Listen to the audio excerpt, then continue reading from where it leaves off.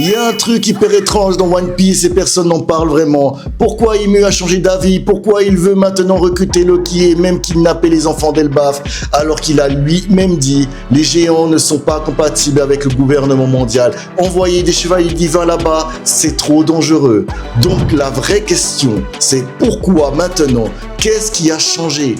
Il n'y a que deux réponses possibles. Soit Ymue a un agent infiltré à Elbaf depuis des années, mais honnêtement à ce stade du manga, on le saurait déjà. Donc la vraie réponse c'est l'autre. Ymue manipule quelqu'un à Elbaf depuis des années sans qu'il ne se rende compte. Et ce quelqu'un, c'est nul autre que Loki.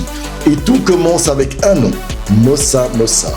Depuis le début d'Elbaf, Loki parle à une mystérieuse Mossa Mossa par Demdemmushi. Tout le monde le dit, c'est Shirahoshi.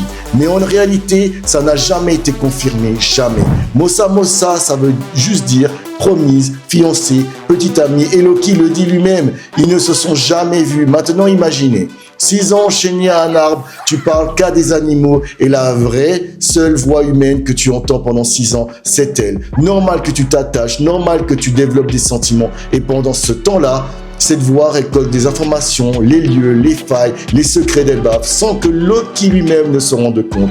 Et cette voix, ce n'est pas Shirahoshi, c'est Ymue. Ymue qui se fait passer pour une femme, Ymue qui joue la détresse, Ymue qui manipule les émotions. Et il y a des preuves. Premier appel de Mossa Mossa, juste après les chevaliers divins débarquent. Deuxième appel, elle lui dit « Je dois partir, il se passe quelque chose ». Juste après, Ymue prend le contrôle de Bunko. Coïncidence? Je ne crois pas.